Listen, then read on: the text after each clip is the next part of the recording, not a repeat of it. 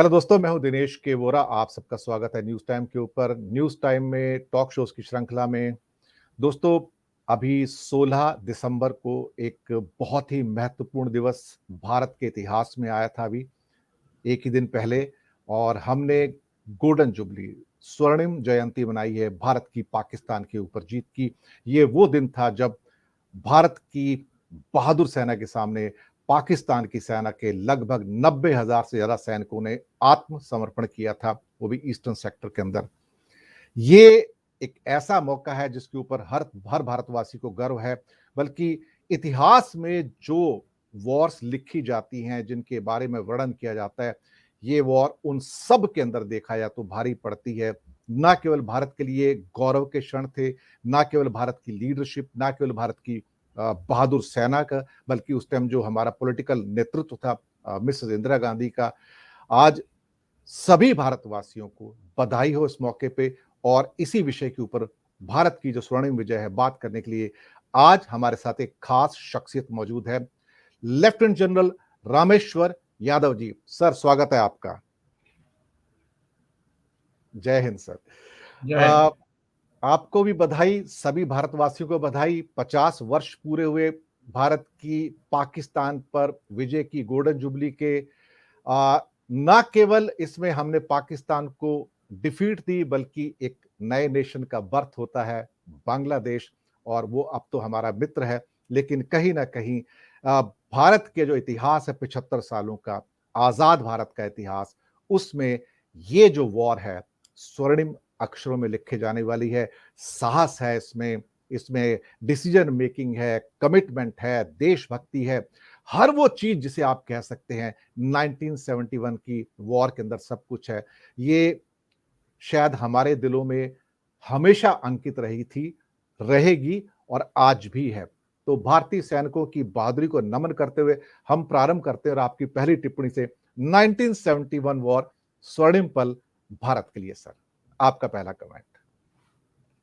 सबसे पहले तो मैं अपने वीर ऑफिसर्स, जेसीओज और जवान जिन्होंने 1971 में और बाकी चार जो लड़ाई हुई है उन सब में वीर गति जिन्होंने प्राप्त करी है या वुंडेड हुए हैं, उन सबको मेरा नमन है। और मैं आशा करता हूं सभी देशवासी मेरे साथ इस जी, नमन के अंदर शामिल हैं। बिल्कुल नमन है। सबसे पहले तो मैं आपको बताना चाहता हूँ, मेरी पहली टिप्पणी इस युद्ध के बारे में ये है। जी, ये 13 दिन की लड़ाई थी, जो कि बहुत कम समय होता है। इस कम समय के अंदर हमने एक नया देश क्रिएट कर दिया, जिसको आज की तारीख में हम बांग्लादेश बोलते हैं। और साथ ही साथ 93,000 प्रिजनर्स ऑफ वॉर पाकिस्तानी सेना उसके हमने लिए थे। सो एक बहुत ही लैंडमार्क बैटल है। और ये बैटल ऐसी बैटल है जो कि पहली ट्राई सर्विस कॉपरेशन जिसके अंदर दिखाई पड़ा, जॉइंटनेस दिखाई पड़ी। जी, सभी सेना के तीनों अंग, आर्मी, नेवी, एयरफोर्स, जिस प्रकार से उन्होंने एक दूसरे के साथ जॉइंटमैनशिप दिखाई, उसका नतीजा ये निकला कि 13 दिन की लड़ाई के अंदर पूरा का पूरा ईस्ट पाकिस्तान को हमने फतेह कर लिया। जी, और सेकेंड वर्ल्ड वॉर के बाद की ये सबसे बड़ी लड़ाई थी, जिसके अंदर तीनों अंग जो फौज के होते हैं उनका इस्तेमाल किया गया और बखूबी इस्तेमाल किया गया। जनरल साहब, ये विक्ट्री अपने आप में कई मायनों में महत्वपूर्ण थी। ये सिर्फ सेना के शौर्य की बात नहीं थी, बल्कि ये भारत के लोगों का एक कमिटमेंट था। कि वो कमिटमेंट जो खास तौर से दमन के खिलाफ था, खास तौर से ईस्ट पाकिस्तान के अंदर जो पाकिस्तान का था, जहां पर भारत के लोगों ने, करोड़ों लोगों ने, उन लोगों को जो शरणार्थी बन के आए थे, हमने शरण भी दी थी। ये भी उस पूरी की पूरी इस वॉर का एक अंग है कि वो जब शरणार्थियों का बोझ बढ़ गया तो अल्टीमेटली कहीं ना कहीं वो एक निर्णय लेना पड़ा, जिसके द्वारा कि ये जो युद्ध हुआ और उसकी परिणति फिर एक नए देश में हुई। आप बताइए कि ये युद्ध कैसे प्रारंभ होता है, किस दौर में प्रारंभ होता है। हमने सुना है कि शायद जून जुलाई के अंदर शायद प्रधानमंत्री इंदिरा गांधी चाहती थी युद्ध हो, लेकिन उसकी स्ट्रेटजी बनाई गई और उसको फिर पोस्टपोन थोड़ा सा करके बारिशों के बाद में लाया गया। इसके बारे में हमारे दर्शकों को जरूर बताइएगा सर। देखिए, मूल कारण जो इस युद्ध का था, इसके लिए मैं आपको थोड़ा सा समय में दिसंबर 1971 जब ये लड़ाई हुई, उससे थोड़ा 1 साल पीछे ले जाता हूँ। बिल्कुल सर, बिल्कुल सर। दिसंबर 1970 के अंदर पाकिस्तान में जनरल इलेक्शंस हुए। जी, उस इलेक्शंस के अंदर अवामी लीग जो पार्टी थी, जिनके जो नायक थे, टॉप पॉलिटिशियन शेख मुजीबुर रहमान, बंगबंधु। उनकी विजय हुई। और जी, डेमोक्रेसी में जैसे होता है, हालांकि पाकिस्तान डेमोक्रेसी नहीं है, लेकिन डेमोक्रेसी का वो ढोंग जरूर दिखाते हैं। उसमें तरीके कायदे से शेख मुजीबुर रहमान को पाकिस्तान, जिसके दो हिस्से थे उस वक्त, वेस्ट और ईस्ट, दोनों का प्राइम मिनिस्टर बनना था। लेकिन वेस्ट पाकिस्तान के जो लीडरशिप थी, उनको ये चीज मंजूर नहीं थी। वो नहीं चाहते थे कि पाकिस्तान की पावर एक बंगाली लीडर के हाथ में चली जाए। हम्म, तो जब वो चीज डिनाई करी, इसका काफी विरोध हुआ ईस्ट पाकिस्तान के अंदर। उनको ऐसा लगा कि उनका जो सबसे बड़ा लीडर है, उसका जो हक है, वो हक उनको नहीं दिया गया है, जिसकी वजह से काफी वहां पे रोष था जनता के अंदर। और उन्होंने डिसओबीडियंस और नॉन कॉपरेशन मूवमेंट उन्होंने शुरू कर दिया वहां पर। ये बात है फरवरी मार्च के आसपास की। उस जी, वक्त जनरल यहिया खान, वो प्रेसिडेंट थे पाकिस्तान के। उन्होंने बंगाली जो उनकी पॉपुलेशन थी इस पाकिस्तान के उनके अगेंस्ट बहुत ही कठोर नीतियां बनाई।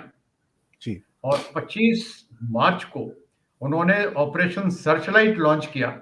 और ऑपरेशन सर्चलाइट में क्या था कि जितने भी इंटेलेक्चुअल्स थे, जितने भी उनके पॉलिटिकल अपोनेंट्स थे, और जितने प्रोफेसर्स थे, बड़े बड़े लोग, ओपिनियन मेकर्स थे, और बंगला जो ईस्ट पाकिस्तान की जो सोशल इलीट थी, उन सबको उन्होंने तंग करना शुरू किया और मारना शुरू करा। जी, जब 25 मार्च को ये चीज हो गई, तो उस वक्त अवामी लीग, जो कि सबसे बड़ी पार्टी थी इस पाकिस्तान में, 26 मार्च को उन्होंने अनाउंस कर दिया कि हम एक इंडिपेंडेंट देश हैं, अभी हम वेस्ट पाकिस्तान का हिस्सा नहीं रहेंगे, हम अपना देश बनाएंगे। जी, वहां से नींव रखी गई इंडिपेंडेंस ऑफ बांग्लादेश। और आज भी बांग्लादेश 26 मार्च को अपना इंडिपेंडेंस डे मनाता है। जी, जी, जी, इसके जी, बाद जी, से जो पाकिस्तान की जो मिलिट्री थी, मिलिट्री का दमन बढ़ता रहा। अब वो इस हालत में पहुंच गया, तकरीबन 2 लाख व्यक्तियों को उन्होंने वहां पे मारा। और जी, उसी उतने ही और इतनी ही संख्या में तकरीबन जो महिलाएं थी, उनके साथ उन्होंने अत्याचार करे।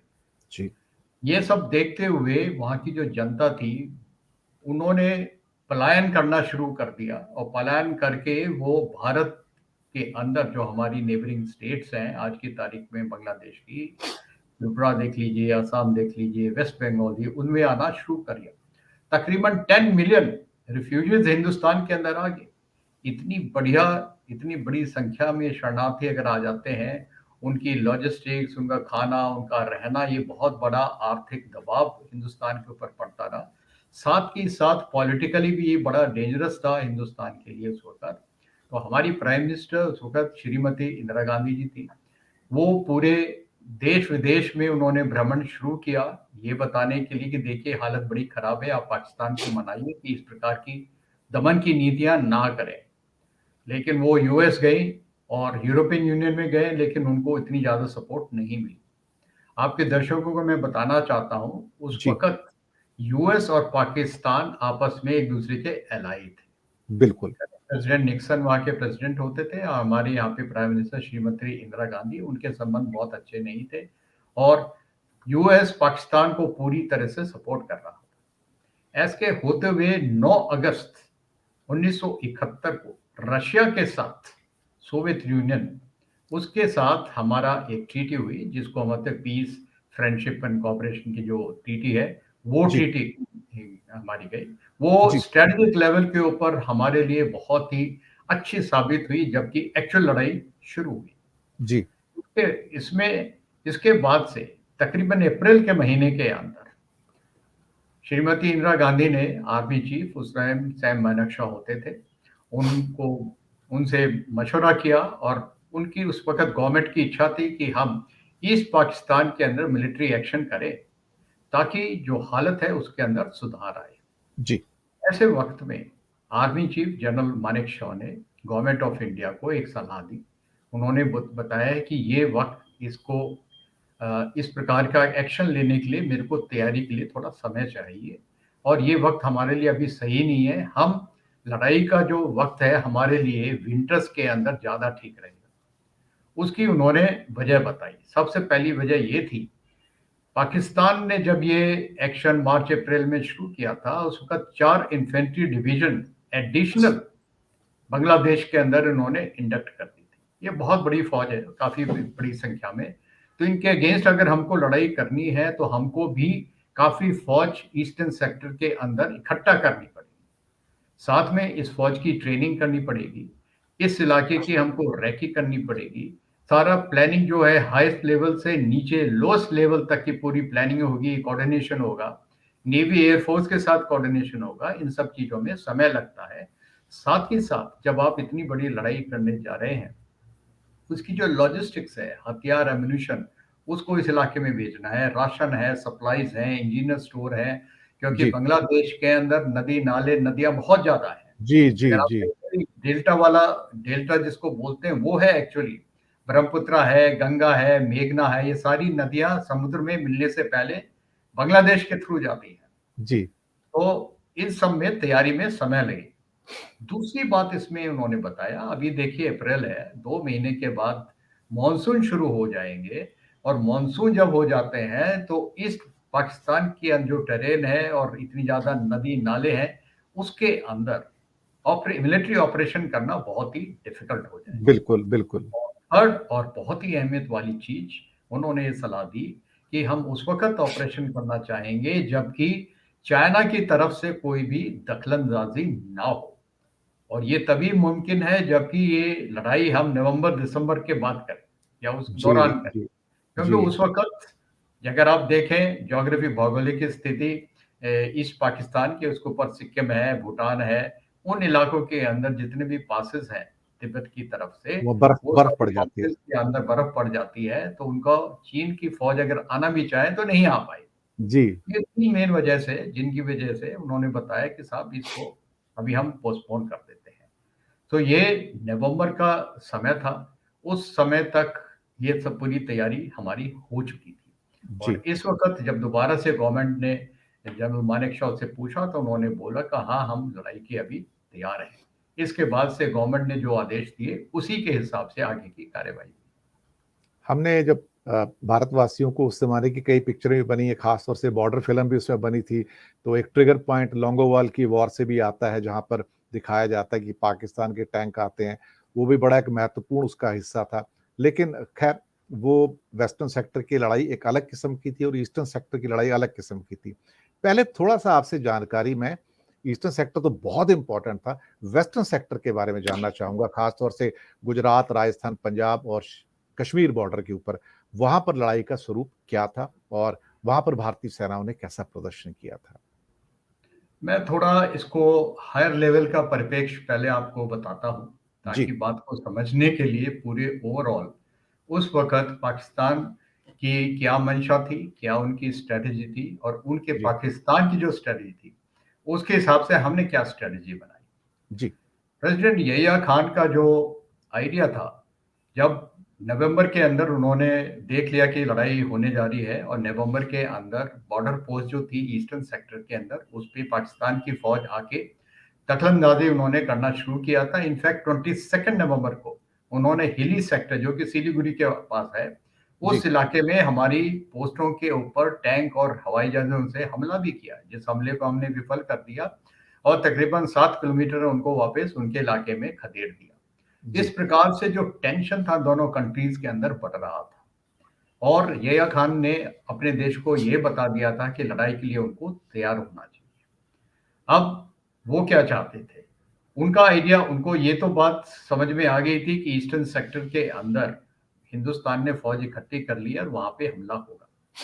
लेकिन उनका विचार ये था कि उनकी स्ट्रैटेजी थी कि वे east will be defended through waste.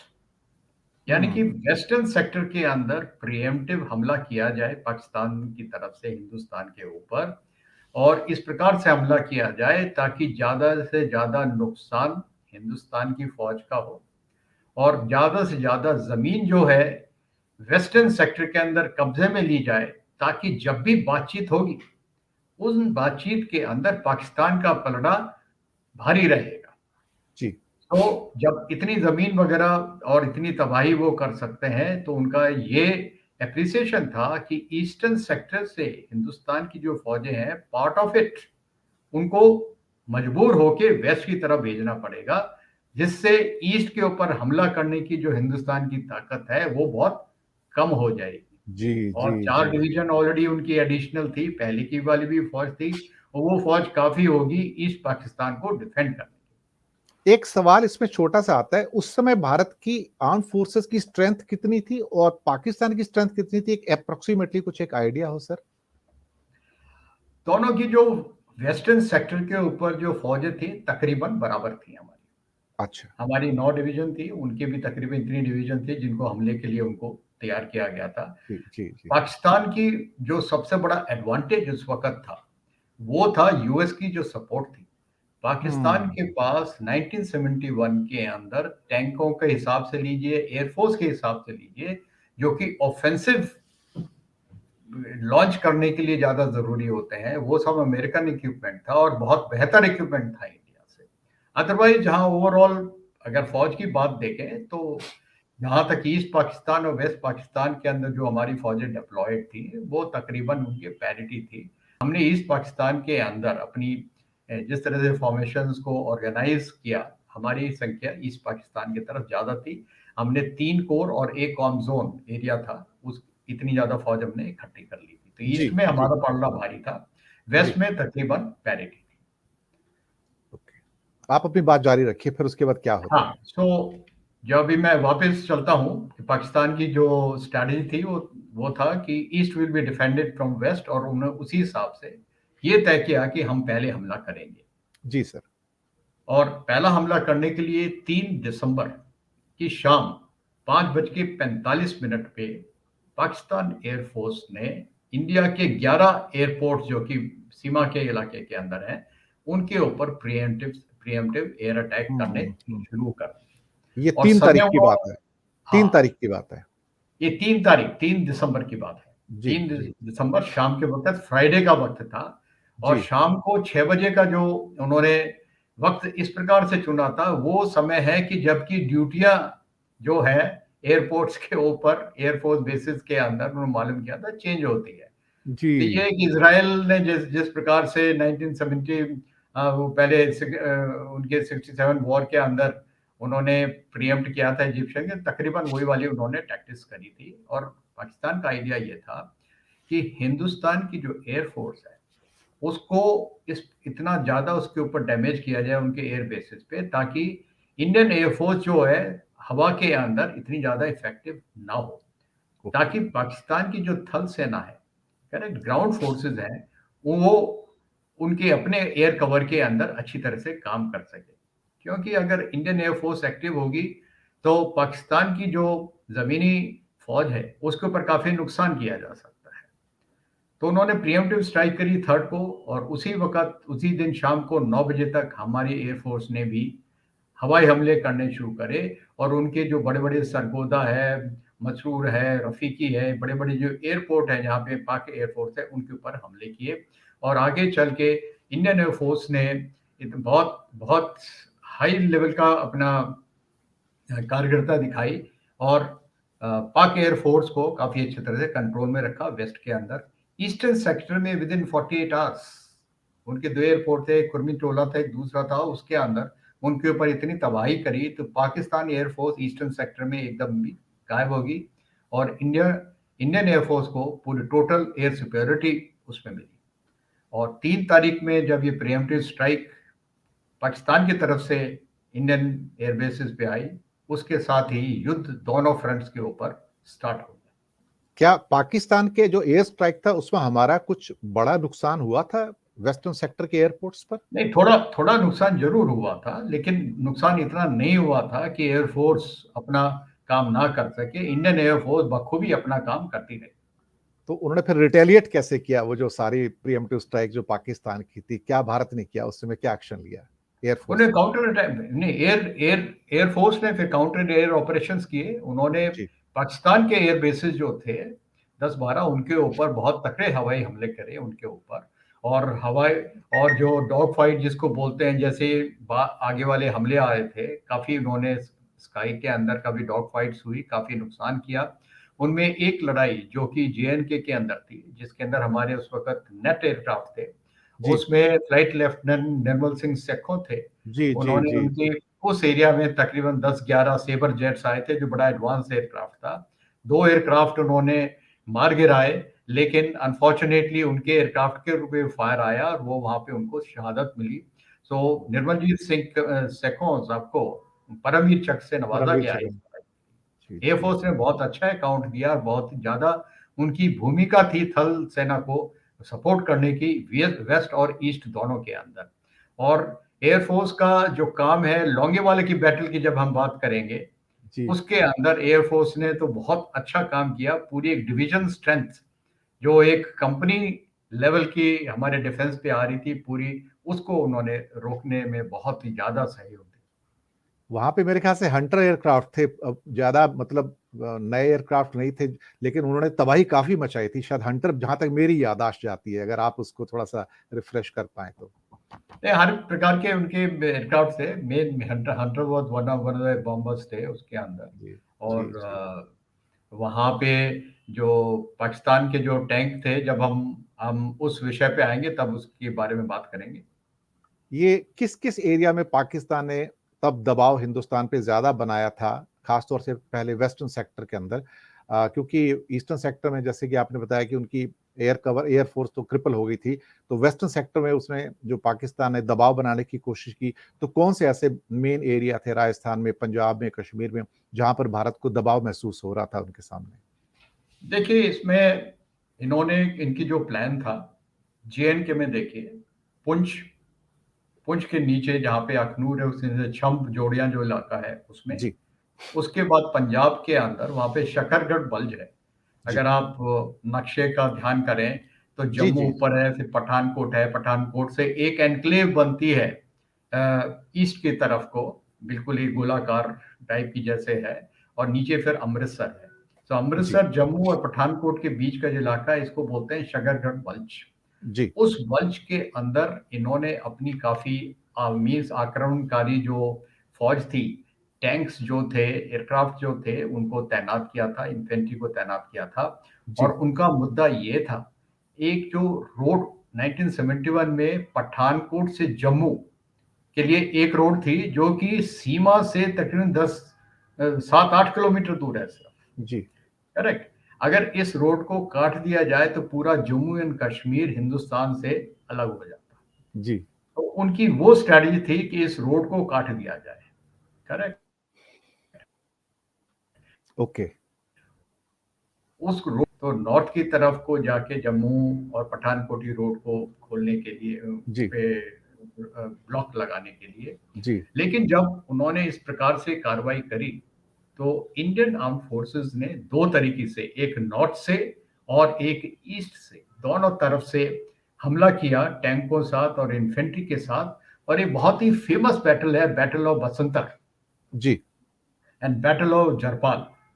Battle of Basantar के अंदर टैंक टू टैंक बैटल हुई बहुत तगड़ी। उसके अंदर 40 से 45 दुश्मन के जो टैंक है उनको तोड़ दिया गया। ओहो। उससे उनकी टैंकों की जो हमला करने की जो शक्ति थी वो कम होगी। साथ के अंदर जितने भी वहां पे विलेजेस थे जिनके ऊपर पाकिस्तान ने डिफेंस लगाया हुआ था, उसकी भी हमने घेराबंदी करी और उनको, उनका जो क्षमता है उसको नकारा कर दिया। इसमें जी दो एक्शन बड़े अच्छे हैं जो आपके दर्शकों को मैं बताना चाहता हूँ। जी सबसे जरूर। जी पहला है जी जरूर। Second lieutenant Arun Khetarpal. जी। वो उनको। यंगस्टर थे, 20 साल की उम्र थी, सीधे इंडियन मिलिट्री एकेडमी से निकल के आए थे। और उन्होंने बहुत बहादुरी से वहां पे टैंक टू टैंक बैटल के अंदर हिस्सा लिया। अकेले अपने टैंकों से उन्होंने 10 तकरीबन दुश्मन के टैंक को डिस्ट्रॉय किया, लेकिन अनफॉर्चुनेटली एक गोला उनके टैंक पे पड़ा और उनकी शहादत हो गई। उनकी इस वीरता के लिए उनको परमवीर चक्र जी से जी नवाजा गया। जी उसी के साथ, उसी बैटल के अंदर, बैटल ऑफ बसंतर के अंदर, एक कंपनी लोकेलिटी थी जरपाल, जहां पे 3 ग्रेनेडियर्स के कंपनी कमांडर थे मेजर होशियार सिंह।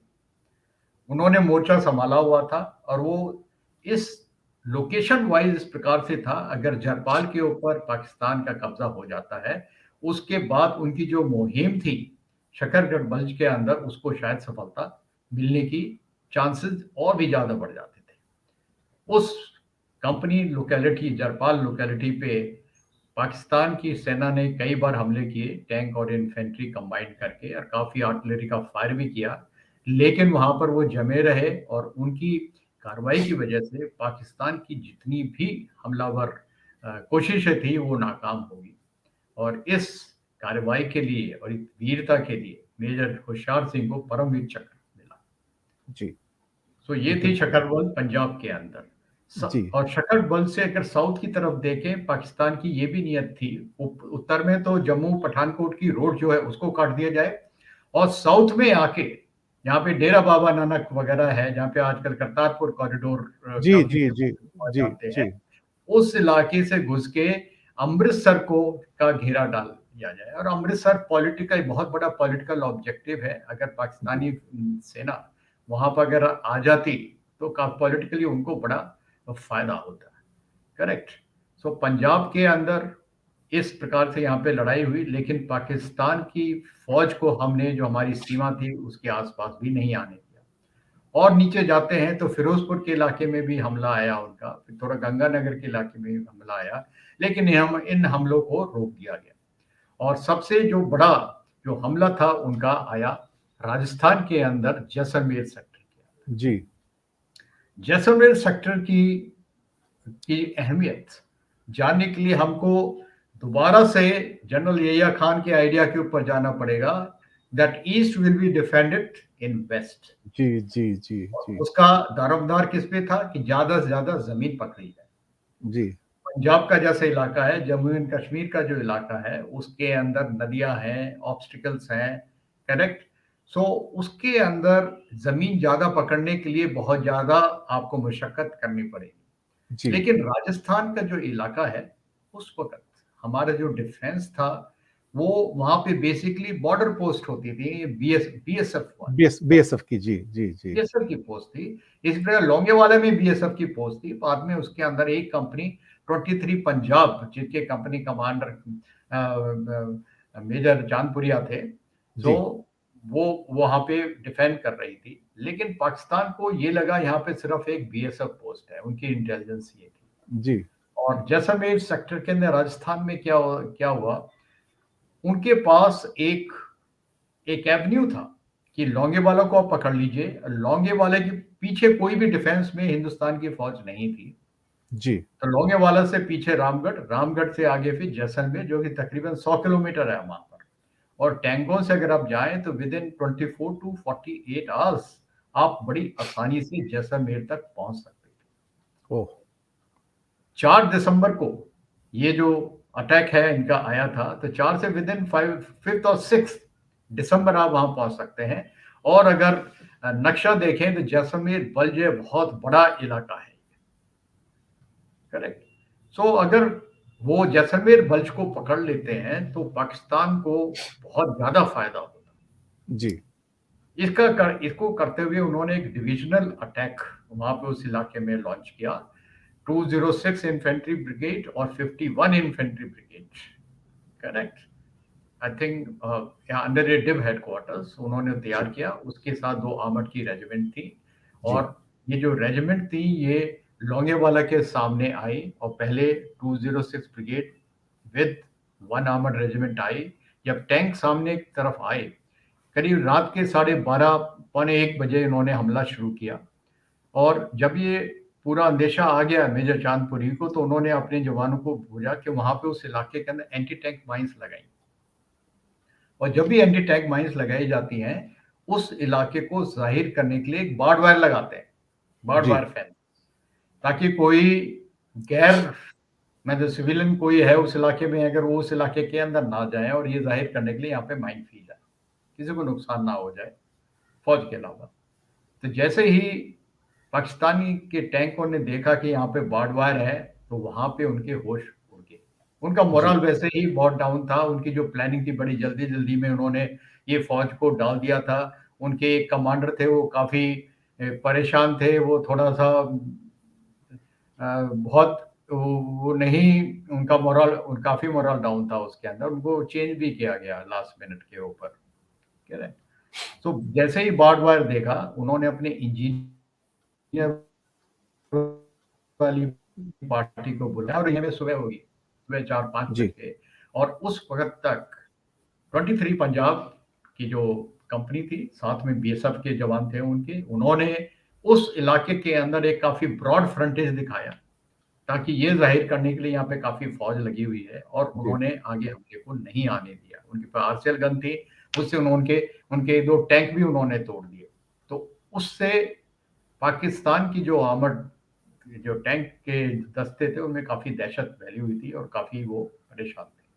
और जैसे ही सुबह हुई, उस वक़्त इंडियन एयरफ़ोर्स के एयरक्राफ्ट आए, और जैसा आपको मालूम है, राजस्थान के अंदर कोई छुपने की जगह तो है नहीं, सिर्फ़ रेत है, और रेत के अंदर जो टैंक वो फँसे हुए थे, उनके ऊपर वो उन्होंने बताया, जैसे टर्की शूट बोलते हैं, उस जी, प्रकार से इन टैंकों को उन्होंने तोड़ा। तकरीबन 33-34 टैंक उन्होंने बर्बाद कर दिए।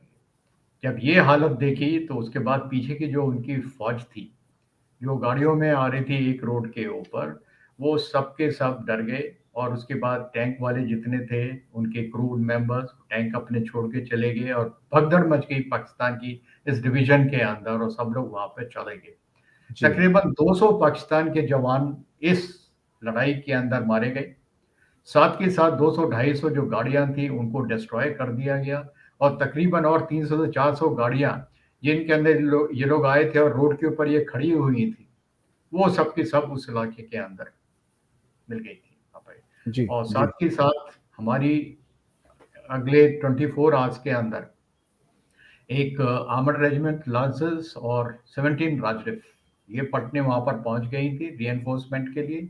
अभी हमारा डिफेंस काफ़ी तगड़ा था, और हम पाकिस्तान के इलाके के अंदर तकरीबन 10 किलोमीटर आगे मस्जिद वाली भीत एक जगह है, वहाँ तक हमारी फ़ौज पहुँच गई थी 15 दिसंबर तक। और अनफॉर्चुनेटली 16 दिसंबर को सीज़ फायर डिक्लेयर होगी, नहीं तो उसके बाद हमारी राजस्थान की और भी जो एडिशनल फोर्सेस आ रही थी, उसके चलते हुए हम और भी ज़्यादा इलाका काबिज़ कर सकते थे। तो बैटल ऑफ लोंगेवाला जो है, बहुत ही हिस्टोरिक बैटल है, जिसके अंदर एक कंपनी ने, आप लगा लीजिए, 2 इन्फेंट्री ब्रिगेड, 2 आर्मर्ड रेजिमेंट, और पूरी उनके सपोर्ट में आर्टिलरी और सारे अगर सब दस्ते, उन सबको उन्होंने पछाड़ दिया। और ये जो बैटल है, देश विदेश के स्कूल के अंदर इनको पढ़ाया जाता है। विदेश के बड़े सीनियर ऑफिसर्स, चीफ्स वगैरह आए, उन्होंने लोंगेवाला के अंदर आके देखा कि किस प्रकार से इंडियन आर्मी ने किस अच्छी किस्म से ये लड़ाई लड़ी।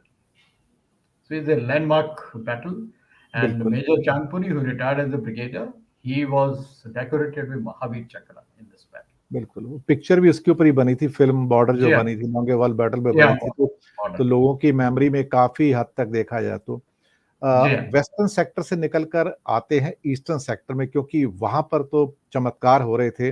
भारत की सेना ने कुछ ऐसे काम किए जिसके द्वारा कि पाकिस्तान की सेना के ना केवल पैर उखड़े हैं, बल्कि इतिहास का शायद सबसे बड़ा सरेंडर भी हमें देखने को मिलता है। उसके बारे में जनरल साहब ज़रा बताइए? ईस्ट पाकिस्तान के अंदर जो लड़ाई हुई, उसको समझने के लिए पहले वहाँ की ज़मीनी जो बनावट है, उसके ऊपर ध्यान करते हैं। जी, बांग्लादेश, ईस्ट पाकिस्तान के मैं बोलता हूँ, बांग्लादेश चलिए अभी। बांग्लादेश के अंदर काफ़ी नदियाँ हैं। जी। मेजर नदियाँ जो हैं, सबसे पहले हिंदुस्तान की तरफ से देखें अगर, सबसे बड़ी नदी है गंगा, पद्मा है ना? जो वहाँ गंगा जाके की बनती है। ट्रिब्यूटरी उसमें उसको अंदर आप ये ऊपर से पद निकलती है जी, और पद नीचे पद जाके पद्मा ढाका कहते हैं। ढाका के साइड से चली जाती है। पद्मा और कहते हैं। ईस्ट पाकिस्तान में उसको बोलते हैं पद्मा। जी, दूसरी बड़ी नदी है ब्रह्मपुत्र। जो ब्रह्मपुत्र जब नॉर्थ से आती है वर्टिकली, और नीचे बिल्कुल 90 डिग्री के ऊपर जाके समुद्र में मिलती है, और बीच में फिर गंगा से वो मिल जाती है। मेघना बनती है काफ़ी वहाँ पर। नदी, उसको ब्रह्मपुत्र को वो बोलते हैं यमुना, जमुना, जमुना बोलते हैं, जी, करेक्ट। और एक जी, तीसरी नदी है जो मेघालय, त्रिपुरा और साउथ असम की तरफ से जितना भी पानी है, उसका ड्रेनेज है, उससे बनती है, उसको बोलते हैं मेघना, जी, करेक्ट। सो इस प्रकार से अगर आप ईस्ट पाकिस्तान या आज के तारीख का बांग्लादेश को देखें तो पूरा जो इलाका है 4 हिस्सों के अंदर बट जाता है, जो कि इन नदियों की वजह से बनता है। जी। इसके सबसे वेस्ट में जो इलाका है, जो गंगा नदी है और मेघना उसका इलाका है। इस इलाके के लिए हमने एक फौज तैयार करी, जिसको जो कि 2 कोर, हेडक्वार्टर 2 कोर के नीचे थी। उसमें 4 डिवीजन और 9 डिवीजन, 2 डिवीजन्स थे। जी। करेक्ट। फिर गंगा नदी और ब्रह्मपुत्र के बीच का जो इलाका है, जो कि सिलीगुड़ी अगर आप देखें उससे नीचे के एक ट्रायंगल बनता है, यहाँ पे हिली सेक्टर है, बोयरा सेक्टर बताते हैं इसको। इस इलाके के लिए हमने दूसरा कोर हेडक्वार्टर 33 कोर हेडक्वार्टर के नीचे 20 डिव थी और बाकी फौज थी, उसको लगाया।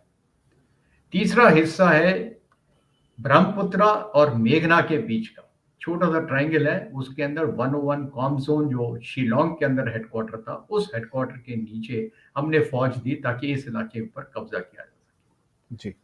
और सबसे चौथा, सबसे ईस्ट में जो है मेघना नदी जो है, वो जो कि ईस्टर्न सेक्टर से आ रही है, नीचे समुद्र के अंदर जा रही है, गंगा और यमुना दोनों को मिलके।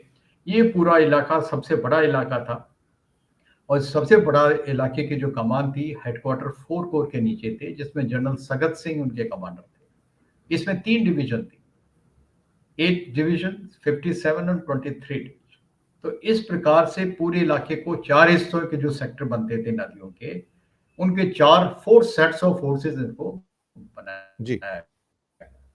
जी। एयरफोर्स जो थी उनको एयर कवर का टास्क मिला था और नेवी जो थी उसको टास्क मिला था कॉक्स बाजार और चिटागोंग, उनकी 2 पोर्ट्स हैं, उन पोर्ट्स को जी। सील कर देना ताकि बाहर से कोई भी रसद पानी या किसी प्रकार की सपोर्ट नहीं मिले। सो मोटा जी। मोटा इस प्रकार से प्लान था। प्लान ये था कि 3-4 की दिसंबर की रात से हमला शुरू होगा, जबकि पाकिस्तान ने प्रीएम्प्टिव स्ट्राइक कर दी थी ऑन वेस्टर्न सेक्टर। उसके बाद फिर ये नदियां जो हैं, जो इलाके, जो चारों सेक्टर है, इन सेक्टर के ऊपर जमीनी कब्जा होगा, फिर बाकी की कार्रवाई उसके बाद उसके प्रोग्रेस के हिसाब से करी जाएगी। जी। तो जी। ये बेसिक मोटा मोटा प्लान था।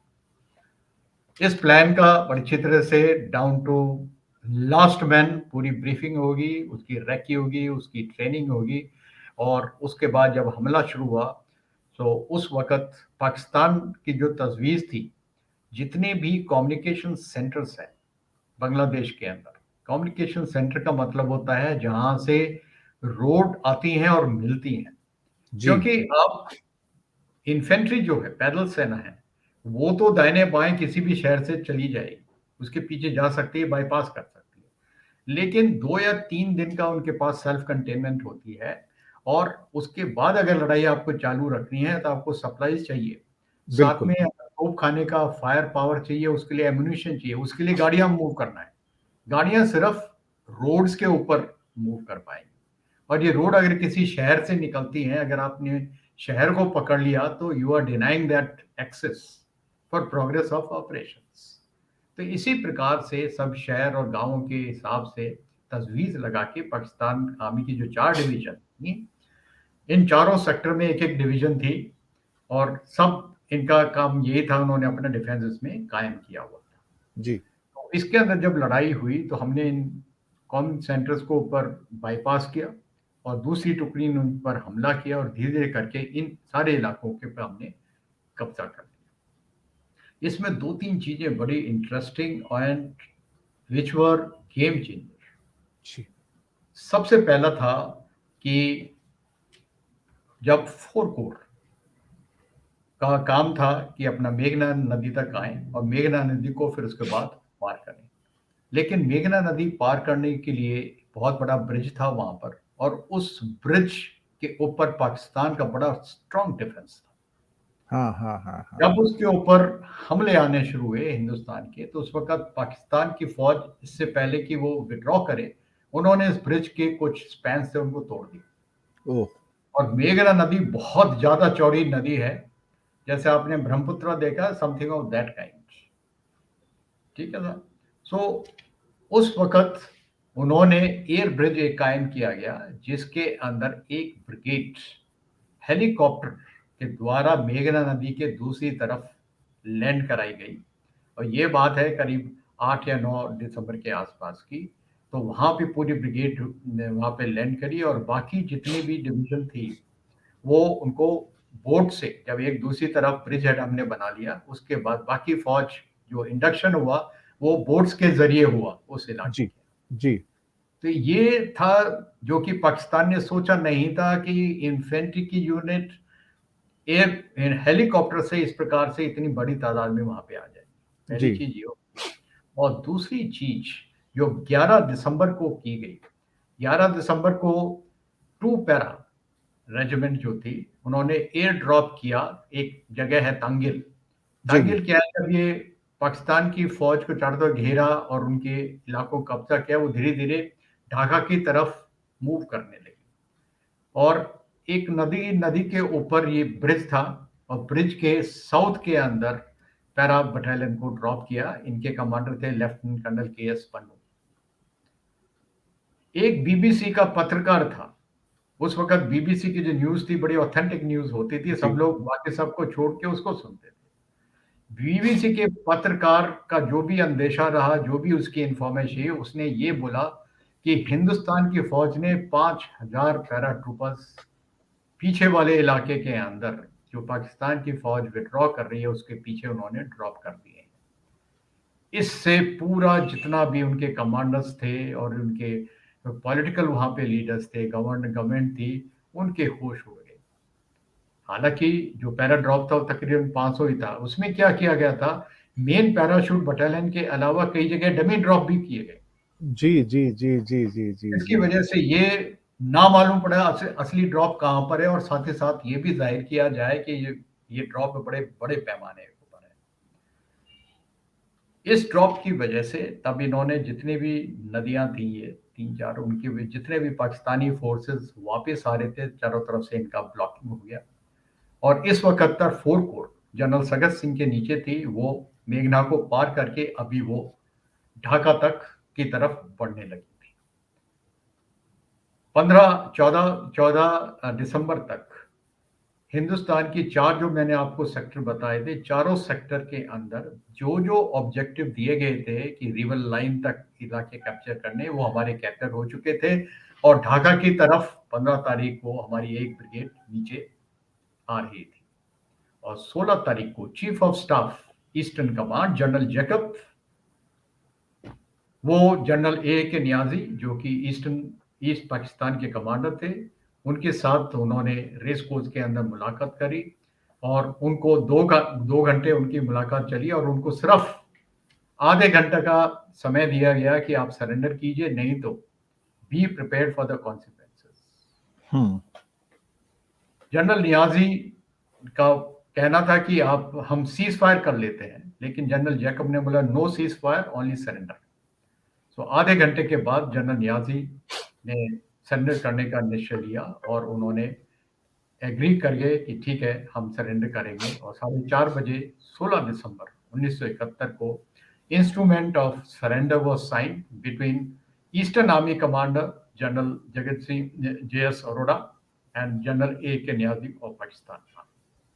तो इस बहुत प्रकार से बहुत बांग्लादेश जो है एक उदय नया हुआ। देश बॉर्न हुआ 16 दिसंबर 1971 को। और जब ये इंस्ट्रूमेंट ऑफ सरेंडर साइन हो गया, उसके बाद से हमारे प्राइम मिनिस्टर ने पार्लियामेंट के अंदर अनाउंस किया कि नया देश बन गया है और अभी हम सीज फायर कर रहे हैं। और सीज फायर के आदेश पूरी फौज को दे दिए गए और जो फौज जहां पर थी वहीं पर उन्होंने सीज फायर का फिर पालन किया। क्या कुछ दबाव भी था किसी देश से कि सीज फायर कर दी जाए, अब सरेंडर हो गया, तो ऐसा कुछ था वहां पर उस समय दबाव तो अंतर? बहुत ज्यादा था। दबाव तो देखिए यूएस की तरफ से इतना ज्यादा था। उनकी 7th फ्लीट थी, उनकी न्यूक्लियर पावर्ड एयरक्राफ्ट कैरियर था यूएसएस एंटरप्राइज। उसको उन्होंने जैसे ही लड़ाई शुरू हुई उस वक्त उन्होंने बे ऑफ बंगाल में भेज दिया। लेकिन हमारा जो एक ट्रीटी थी रशिया के साथ, रशिया ने भी अपने डिस्ट्रॉयर्स जो थे और सबमरीन्स जो थी उन्होंने बे ऑफ बंगाल में भेज दिया। साथ के साथ एक पनडुब्बी थी जो यूएस वाली थी पाकिस्तान आर्मी के अंदर, गाजी, उसको विशाखापट्टनम के पास इंडियन नेवी के ने उनको डुबो दिया।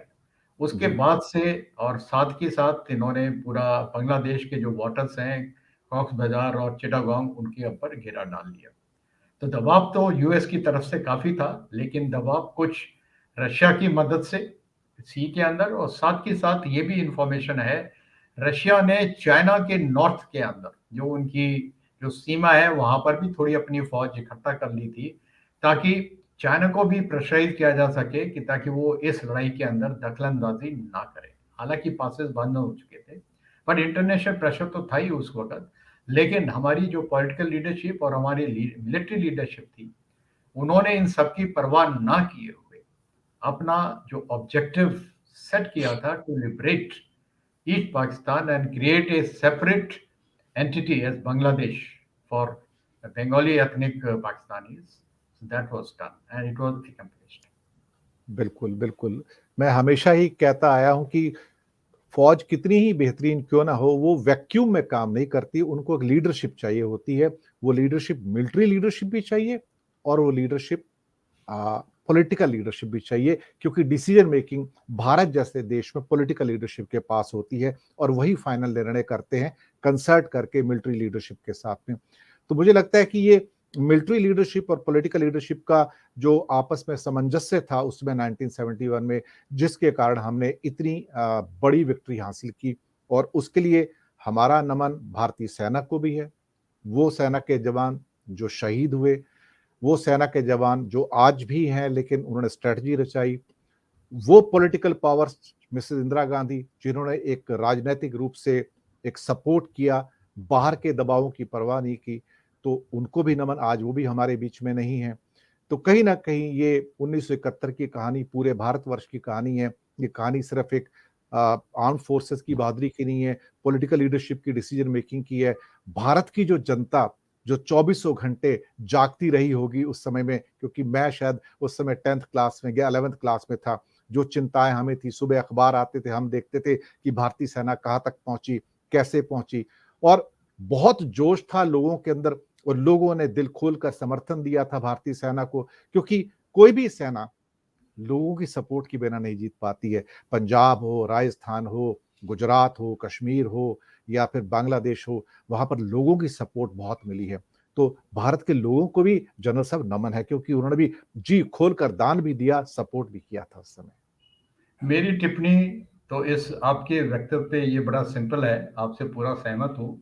जब दो देश इस प्रकार से लड़ाई पे जाते हैं तो पूरा देश लड़ता है, उसमें हर एक नागरिक जो है उसका योगदान होता है।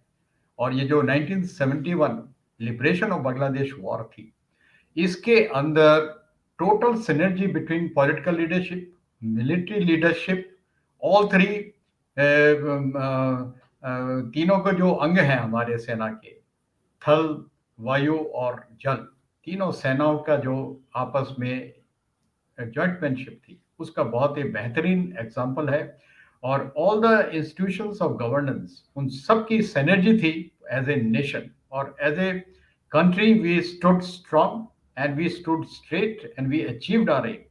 And we achieved our aim with means thumping success. बिल्कुल, बिल्कुल, बिल्कुल। और इसके लिए तो पूरे भारत को नमन है हमारा, जो 1971 में हुआ। और दोस्तों ये पूरी कहानी थी जनरल साहब की ज़ुबानी देखा जाए तो पूरे के पूरे दृश्य आपके सामने आज तो आगे होंगे, कैसे भारतीय सेना ने अपना शौर्य दिखाया है और किस ढंग से अदम्य साहस का क्या कहते हैं एग्ज़िबिशन करते हुए भारत को गौरव दिलाया। जाने से पहले कोई अंतिम कमेंट, कोई अंतिम टिप्पणी दर्शकों से आप कहना चाहेंगे? मैं तो सिर्फ यही कहना चाहता हूं, हर एक नागरिक हमारे देश का जो है वो एक सिपाही है। बिल्कुल। क्योंकि अभी जो लड़ाई का दौर है उसके अंदर हम बोलते हैं हाइब्रिड वॉरफेयर। और हाइब्रिड वॉरफेयर क्या होता है? ये नॉन लीनियर है।